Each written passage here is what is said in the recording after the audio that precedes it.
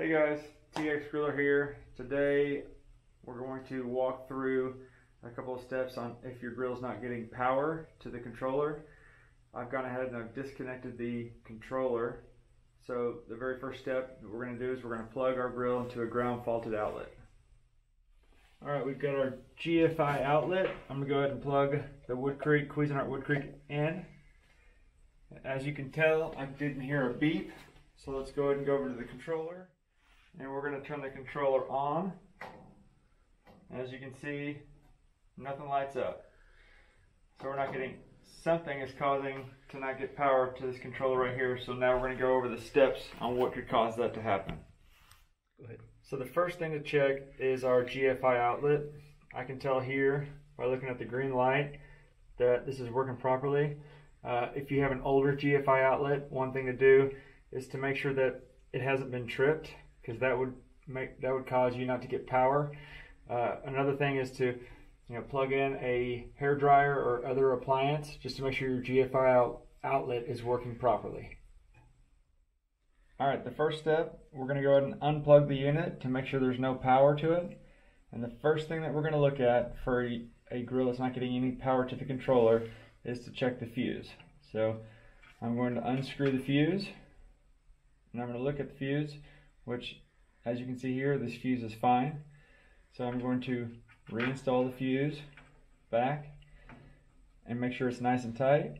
And then the next step is to look at these two fuse wires that go to these terminals. So we want to make sure that these are nice and tight, which it appears that these are nice and tight, so that's not our problem, so we know that's okay. So the next step is moving to these two connectors right here. The small one, this is a connector that goes from the pellet sensor to the high voltage board, and the larger one is from the high voltage board to the controller. So the first thing that you want to do is make sure that these connectors are on tight. So we're going to go ahead and disconnect, and we're going to inspect the ends of these, make sure that all the brass pins are there and that all the female brass receptacles are there, which it appears they are. So we're going to go ahead and reinstall, make sure that the keys are properly lined up, make sure they push in together nice and tight, and then we're going to tighten this down. And then we're going to do the same step to the pellet sensor wire. It looks like it's connected properly. We're going to disconnect it, take it out, inspect it. All three brass female receptacles are there, and all three male brass pins are there. So we're going to line them up, push it in just like that, and then we're going to tighten. So that's just one step just to make sure that these connections, because if they're not connected properly, then it can cause the unit to not get power or cause one of the components not to work properly.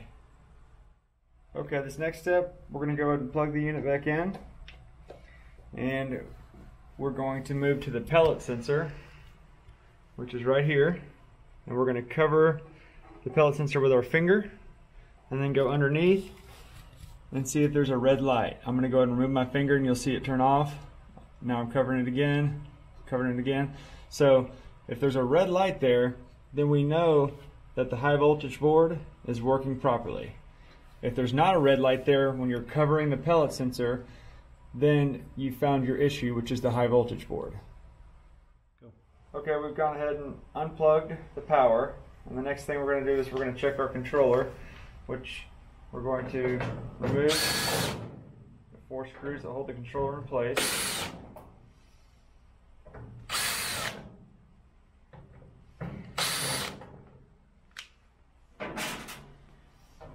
Pull this out. And as you can see here, our connector that goes from the auger assembly to the controller is disconnected. So we're going to go ahead and connect it. One thing to note is, let's set this controller here, is looking at these wires, making sure all wires are in here and these metal pins are all in there as well. Because if you're missing a metal pin or one of those wires is disconnected, that's the power to one of the components. So your smoker won't work. So we're going to go ahead and reattach, which obviously that was the issue with this grill. This connector was unplugged. So those are the steps, and if your controller is not getting any power, those are the steps that you need to follow to determine what your issue is.